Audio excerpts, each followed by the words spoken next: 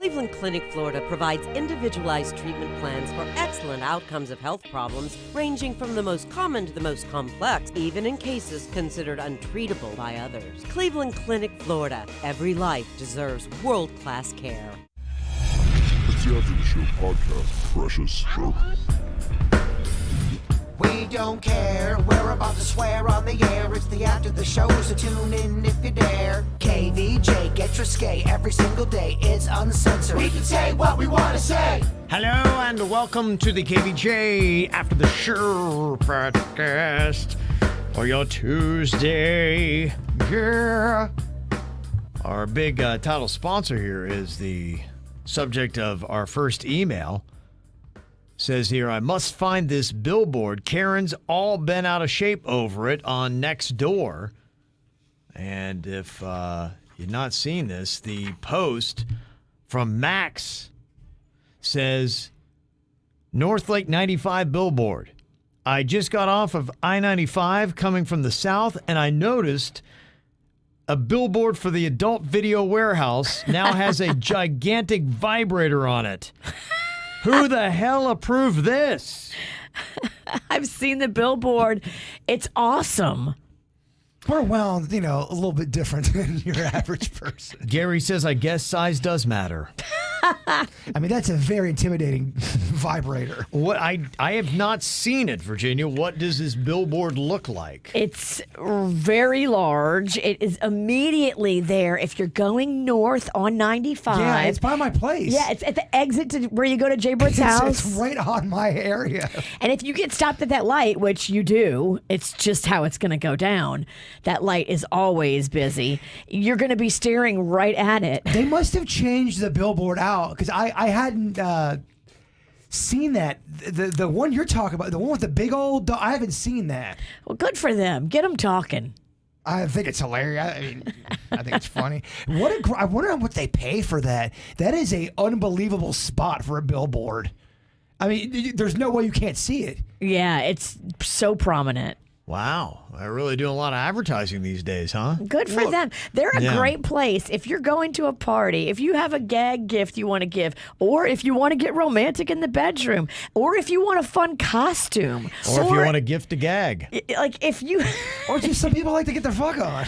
Yeah, there's something for everybody at the adult video warehouse. I'm telling you. You really can. It's not just porn anymore. No, but if you are trying to have some fun in the bedroom, yeah. What I think is fun is if you go with someone together and you guys have a fun time. Couples frolicking. Pick out some shit together. Over or under? The number's 5. How many times have you brought a lady friend in there? Oh, I'm not good with numbers. Come on. I'm no mathlete. I don't fucking know. So it's over. Well, probably. Yeah, probably. You can get costumes. You can get stockings.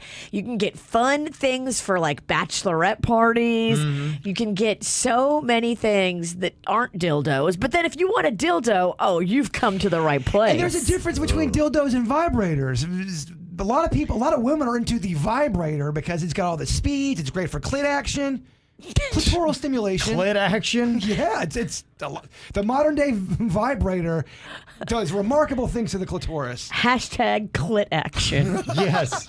It's KVJ trending. Is that what it's called in the industry? It's got maximum clit action? That's his porn name. Clit action. I thought we could say what we want to say in the podcast. I'm learning new terms. I didn't know that was... Hey, everybody, I'm Clit. Yeah. Clit action. Angie in the chat room, now with more clit action. Yes. They just show a clit getting beaten up by this thing. Like a speed bag. Yeah. You put that right on the box. Now with more clit action. And then you put it right on your box. You put it right on That's how you sell a vibrator. I mean, there you go. How about that? It's good, dirty fun. Real dirty, but clean, if that makes sense. Nah, nothing I say. A little murky, but fun. A little murky. How about that? Got an email here from Jesse talking about Dave Chappelle's The Closer on Netflix and the conversation we had about it yesterday on the regular show. Said that I totally understand what Jay Bird is saying and feeling with this. Dave Chappelle is a comedian whose job is to entertain. His brand of comedy has always been edgy and pushed the viewers to points of discomfort, encouraging them to think and mostly laugh.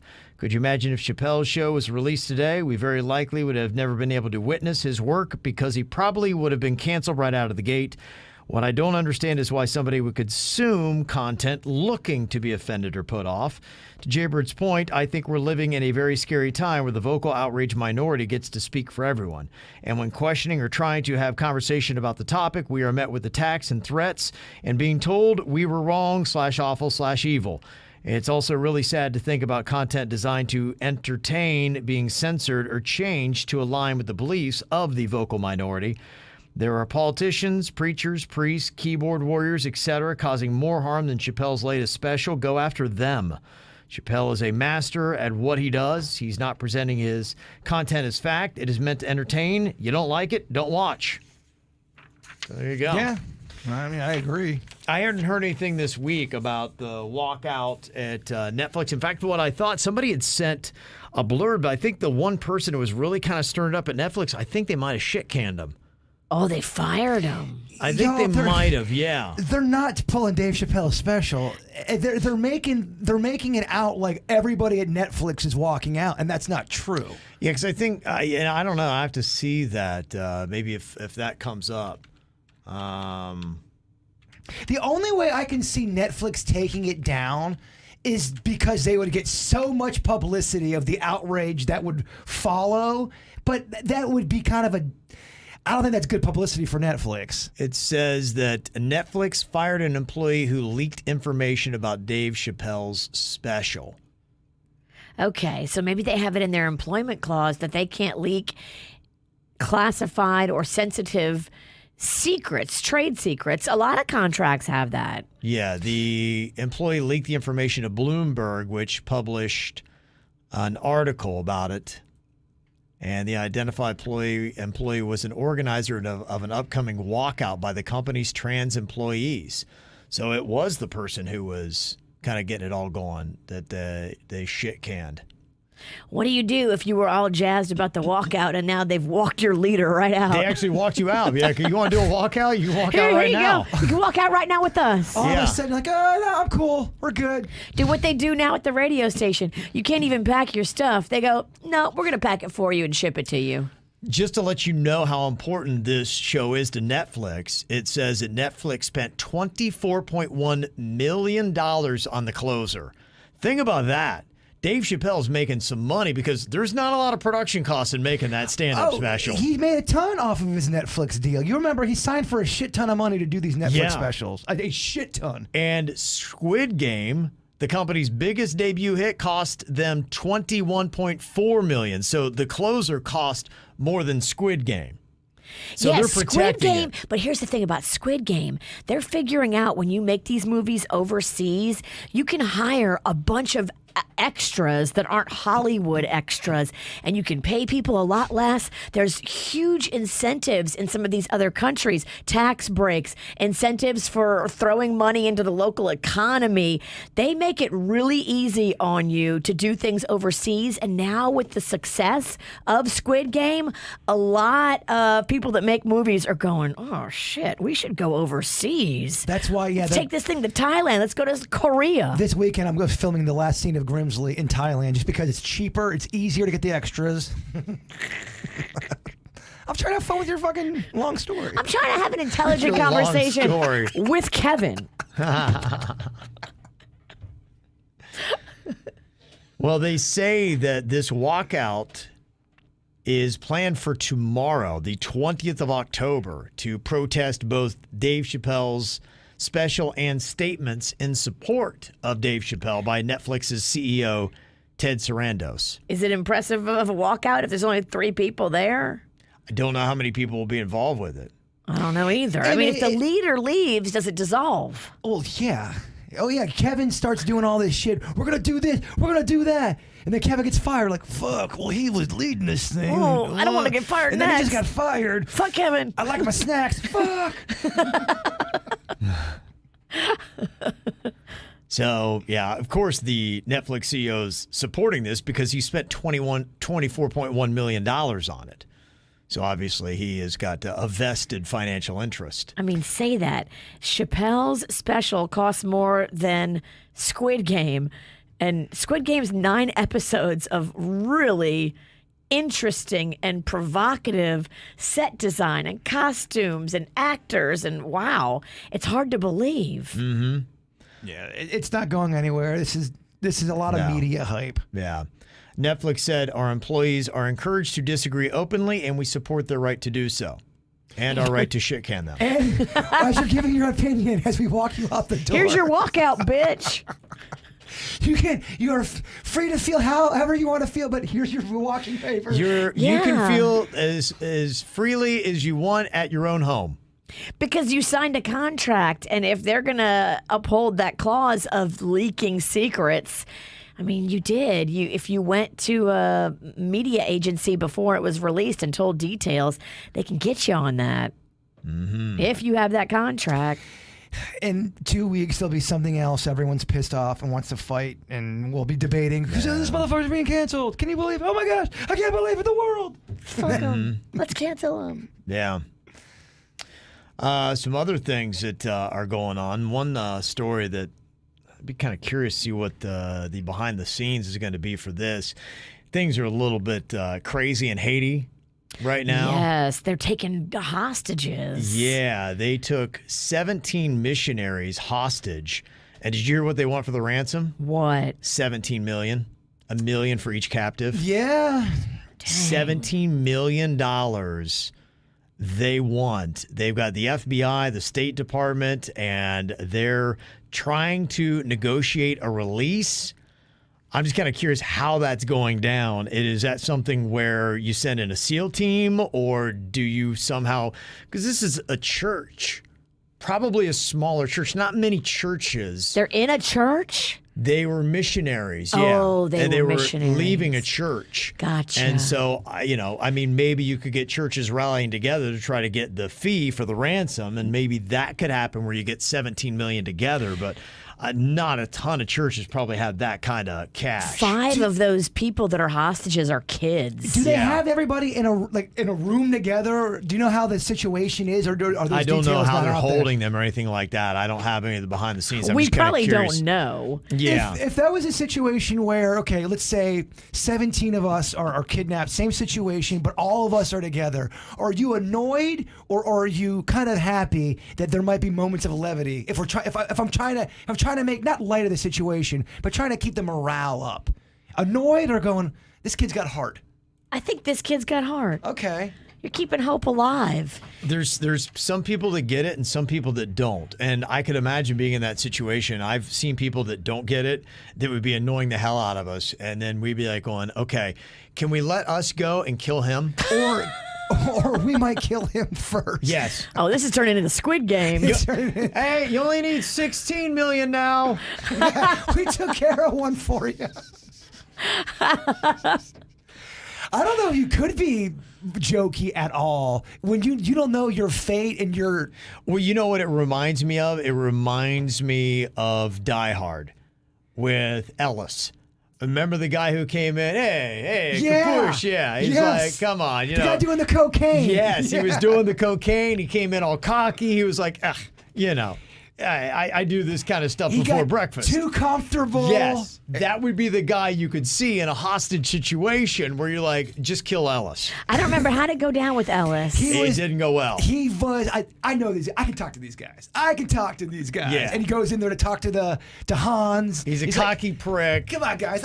He's like John, leaning back. babe, John, Kapoosh, yeah. John, babe, Kapoosh. And Hans makes him think like, oh, this is gonna work out great, and they shoot him in the head. Oh, Yeah. yeah.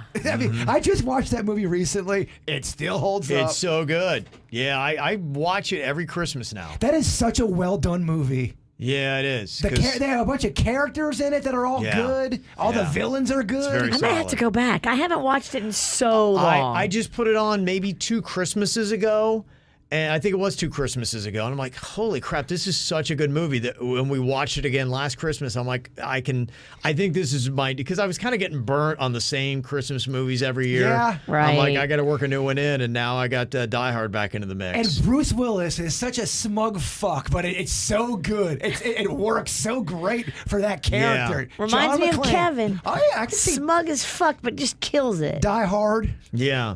So, yeah, I'm very curious of what's going on. What's their intent? Are they saying, okay, we'll try to get this $17 million, or are they saying we just need to try to find out where they are, how they have them set up so we can go in and kill all these motherfuckers?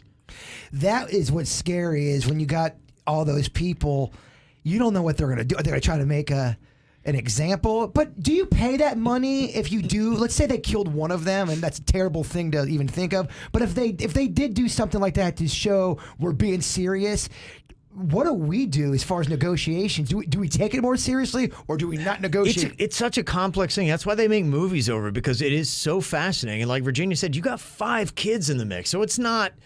You, on top of it, have added caution. I would imagine they're going right in to say, let's get the kids out of this. We have 5 kids that shouldn't be in there. The first thing is let's try to get rid of the 5 kids or get them out. Not get rid of them. Yeah. Wrong Okay, choice. get rid of them. Oh, No, we didn't you mean said get rid of them. dumbass. Save them. That's why you can't be a negotiator. Damn it, Kevin. Damn it. Did I say get rid of them? Yes. Oh, shoot. 5 kids are dead. Don't All say right. shoot. Oh, did I say shoot? Oh, gosh. All right, we're down to how many people now? But how do you even negotiate? I mean, you're talking. We're down to Kevin killed all the kids. I've been in there for 2 minutes. Damn it, Kevin. We got 5 kids and 1 adult dead. Yeah, we're down $5 million. But the good news, it's getting cheaper. Yeah, this is a whole thing. It is. I listened to, because this used to be a big problem in Mexico, and they seem to have done a lot to curb it. So maybe whoever figured things out in Mexico can help them with the situation in Haiti. And there are specific experts in this that have been through the fire and know how to deal with these hostage negotiators. I think it depends upon the environment that you're in and who is doing the kidnapping. My mom had gone down to Guatemala several times, and one of the people that she stayed with had been kidnapped before, and they had political unrest, and there was a period of time in Guatemala where kidnappings were rampant. Yeah. They just did that, and all the time. and they kind of knew what it was. In fact, I was listening to a podcast of one person that had been kidnapped. In fact, it was the aunt of the guy who created Duolingo, and his aunt had been kidnapped. It turned out to be I think like a colonel in the army that was behind it. And they knew they were just doing it as a cash grab. Wow. And so they would negotiate. They'd come out with a ridiculous sum. And then Be like, I got a Groupon for this negotiation. Yeah. And then you would come down way low, and then you would meet somewhere in the middle, and they would get maybe $10,000 per person. It was a way to make money at that time. They weren't there to they didn't want to kill anybody. It wasn't about that. What if you didn't play ball, though? You'd say, I don't have the money. Would they kill people? I think it could happen, but that wasn't really what they were trying to do. And I don't know. I don't know any stats or whatever, what the percentage was. But, the threat was probably real enough to actually get some people to pay. There was a time in that area where there were so many kidnapped people that they started a radio station. And the sole purpose of this radio station was to broadcast messages to the captives. The captives would be allowed to have a radio wherever they were being held, in the jungle or whatever. And there was a radio station that would just play messages to them from their families to give them hope and not give up. Wow. Like that tells you how many people were held hostage and taken captive. Yeah, it was a legit business for a time, and it usually happens when governments are destabilized, like what is going on in Haiti, that these kind of groups are able to do that. If you have a strong government, then they come in like, no, not going to happen. You get a call, I've been kidnapped. Some groups got me, and they go, okay, Ralston, okay, Sinicki, we got your boy Jaybird. We want $1 million cash. You can't tell anybody. You can't go to the public airwaves. If we don't get our money in a week, off with his head. What do you all do? How do you get the money? Do you just say, fuck it, we can't raise that kind of capital? We can't go public with it? You have to figure out a way to get $1 million to give to them, and you cannot use social media. You can't talk about it on the air. Am I fucked? I think we all have to hook. That's a lot of fucking. Even you, Suits. That's so you could not hook enough to get $1 million in a week. Well, we gotta try. Oh my gosh! I don't think you get 20 grand. I think I sell all the equipment out of the radio station I can. We can't even get 20 grand. Well, That's insulting. It's just not practical. They give you a week to get the money. Yeah. So you guys would have to fuck all week long, night, day, mornings, noon. Kevin could do it. No, it's not enough. There's not enough time. There's only so much fucking you can do. Yeah, and you got to make the deals and set it all up. So you sell radio equipment. Yeah, I come in here and start pilfering computers. We can sell our houses. all that so kind you of guys stuff. go to that level. Yeah. I think we Oh, should. Yeah. Yeah. All right. I love it. Okay. And you know your ass better pay us back. That's the problem. When you save someone's life that great. Indentured You- servant. Oh, my gosh, I'm so yeah. fucked for the rest of the year. Oh, Or yeah. life, I mean. We can always make more money. We can't make more, Jay Bird. Damn. Yeah. It makes me feel good. I would sell my house. I love it. Another thing that doesn't seem to be going over so well, if you like the John Wick series, which I do. I do love too. All three movies I've loved. Starz is making a limited John Wick prequel series called The Continental, which is the name of the hotel where the international assassins gather, if you've seen the movies.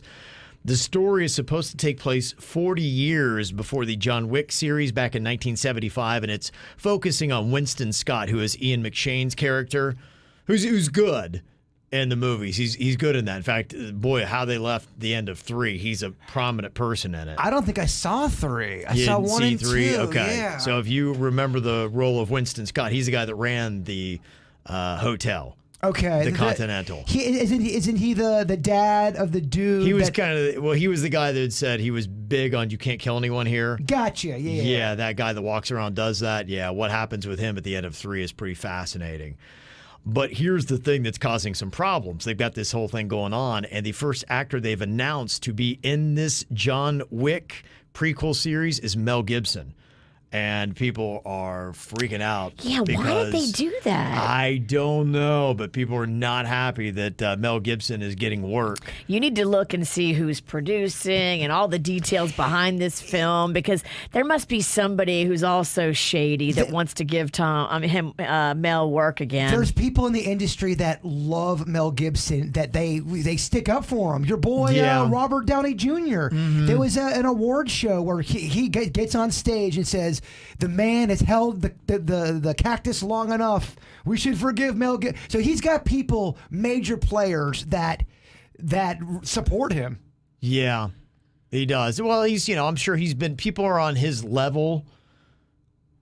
He's probably been very kind to. There's people that you think are an a-hole that somebody's like, oh, they're the nicest guy. They've been nothing but great to me. And I've seen people like that. There are people that I've seen be an asshole to somebody else, and they're always nice to me. Yeah, And because you're the Kevin Ralston. Well, yeah, look at that hair. for whatever reason. Who would dare to cross you? You have to respect a man with hair like that. Thank you. So there are people like that. I bet Mel Gibson is very much that way, that he is an a-hole to some people, and other people, they're like, I don't get the hate for Mel. Mel's a great dude. He's also a really great actor. He is a good actor. He really is. No, he is a very good actor. He's a terrible human being, but a great actor.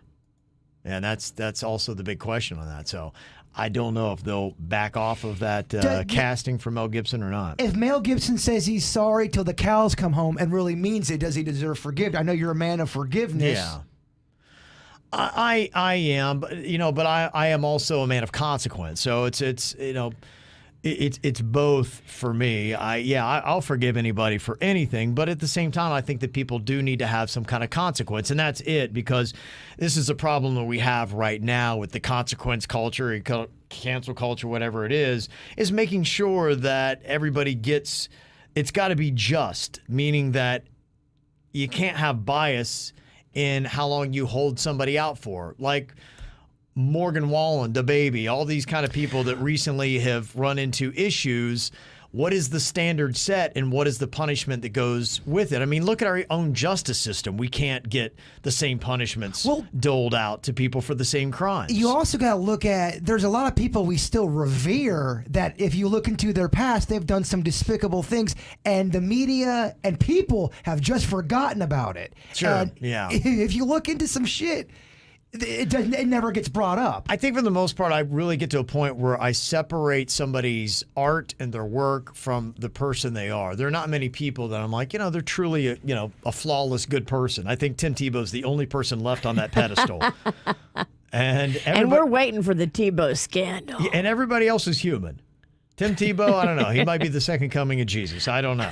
Yeah, and keep in mind, Mel Gibson has been working. He's been working for a long time, even after the whole racist tirade he went on. They did that terrible Santa movie a year or two ago. They did some movies that they were critically acclaimed and they got good reviews, but you just don't know about them. I just can't forget the sugar tits and the voicemails, the rage and the disrespect. I mean, I'm sorry. I don't know. I can't look past it. Yeah, and that's the other thing too. You are catering to an audience, and if the audience can't look past it, then putting that person in the movies, even if he is a great actor, you may say, I don't know. Maybe we shouldn't because people aren't going to show up simply by who's in it. He's a raging egomaniac. Yeah. And by continuing to give him these gigs and keeping him famous, it kind of gives him more power and encourages what I'm sure is continued bad behavior. But my thing is, yeah, but you have to do it across the board then. We cherry pick who we want to punish. Well, yeah. And I agree. I hear what you're saying. You're in the public eye. You do something stupid, people are going to look at you different. That's just how it goes. I get that. But we do, just as a society, we cherry pick who we want to punish and who we don't. If you look at a lot of people that are out in the public eye still killing it, and you look at some of the things they've done, they've done some pretty bad things too, and they're still... It's just weird. We cherry pick what we want. Well, you know what? What I think is kind of working, and somebody pointed out, Mel Gibson was in that Stepdads 2 that had Mark Wahlberg, Will Ferrell in it, and I saw a good part of that. And Mel Gibson plays a total complete asshole who you think he probably is in real life. He was kind of that guy on screen, and you're like going, this really works. And it wasn't. Maybe that's how you have to cast Mel Gibson, is you have to cast him for that person that he probably is, and he's shown you that he is. And then maybe you're like going, yeah, you know what? I'm enjoying watching this movie and hating Mel Gibson because I actually hate Mel Gibson. Well, I like when somebody can play a good asshole on the screen. I like when you have seems natural for him. Bad guys nailing it. I don't think he's ever going to get the likable guy role, but I think he's like, you know what? Let me just embrace what people know me as, and I'll be the best villain from here on out. Yeah. And I would imagine that's probably what they have in this John Wick. Is Mel Gibson is probably a very unlikable person in it. He's not acting. Right. Yeah. And, people who there probably wouldn't be enough people that would stand up about Mel Gibson being cast in this that would not see it and boycott it, that it would really hurt them. Now we're too far removed from his sins. People will bring it up, though. They will bring it up. But they may say, people will bring it up, and you know what? It's going to be good publicity for us because the people who hate Mel Gibson aren't going to watch this anyway. And the people who will watch Mel Gibson will like the fact that people are trying to cancel him and hate on him, and they'll want to watch it more. And those are people that also like to call women sugar tits. Right. Some guys really I don't see a problem. Your sugar tit audience is going to rush to stars to watch this. Sugar tits. Yeah. Sugar tits. That's funny. Yeah. If someone says it's sweet to me, I think I would like being called sugar Panda tits. called you sugar tits? But he wasn't meaning it sweet, and he was saying that to a female cop. Sugar tits makes me laugh because I played baseball with a guy who always called me sugar tits. But he did it in a beloving way. So sugar tits is one of those things that can go either way. But if you're just some random dude calling a woman, hey, sugar tits, yeah, it's not going to go well. He was yelling at a cop. Oh, yeah, no, he was a drunk fuckface, absolutely. There's a couple emails here. Greg in the 772 said, back in the day, I had a violent reaction to ketchup in the 8th grade. Damn. Sure, maybe I got some old-ass ketchup packets or something, but the experience made me transfer to mayonnaise for my fries. I love it, still eat it that way, and I'm 45. I could mix mustard and ketchup for fries, but I think I was out of college before I could eat straight ketchup on my fries or anything. And I'm not a huge fan of ketchup to this day. I think it's in Belgium where they eat mayonnaise on their French fries. That is the most common dipping apparatus for French fries. Stuff I'd see always back in high school, too. Kids would get the school pizza and then dip it in mayonnaise. That I thought was gnarly. That seems gross. I was a fan, though, of putting ketchup on school pizza. I did that too. Some of that shitty kind. It's good, but it's shitty. You know what I'm talking about? It's, Yeah. It's you know. Okay. Slutty pizza. Okay. Well, if you like bacon with your pizza, Papa John's just announced the lineup for their Bacon Mania. It's going to be available through Christmas. They've got the triple bacon pizza, which has smoky bacon crumbles, julienne cut Canadian bacon, and smoked bacon strips. The smoky bacon parmesan crusted papadilla, which is a flatbread-style sandwich with Canadian bacon, fresh onions, and sliced smoked bacon strips, along with a creamy ranch sauce. I am a fan of the flatbread bullshit. I like flatbread stuff. Okay. Yeah. They're doing it. Then they got the bacon jalapeno popper rolls filled with cream cheese, hickory smoked bacon, and jalapenos. All available starting next week. I was trying really hard to get Rocco to get any kind of topping on his pizza because he's a cheese pizza kid. Yeah. He don't want nothing messing with that. It's certainly not a pepperoni. It's too spicy It's for a bully him. ingredient. It is. So I told him the other day, I'm like, you can get bacon. And he's like, oh, I can get bacon because he likes bacon. Okay. So the pizza showed up and it had bacon all over the pizza. And he was pissed because he thought it meant bacon on the side. Just like how bacon always comes on the side. Oh, right. So I yeah. had to sit there and pick off all the frickin' bacon. Oh, boy. He wouldn't eat it, Yeah, weird. Well, then it's got bacon juice on it. which is so good. But if you don't, like, for example, I'm not a big sausage guy. So I remember Ann would order a pizza. I'm like, oh, Ann, you got it with sausage? Just pick it off. Like, Yeah. nah, I don't want to pick it off. Why? Take it off? There's no sausage on there. It's got sausage juice on it now. Ann. Sausage juice. We love sausage juice. She Me loved and it. Ann, we come from the same cloth. Oh. That sausage and bacon juice is the best juice. My mom and Aunt Ann led the league in Italian meats consumed. Good stuff. All right, y'all. Thank you very much for all the nice little emails here today. Do appreciate that.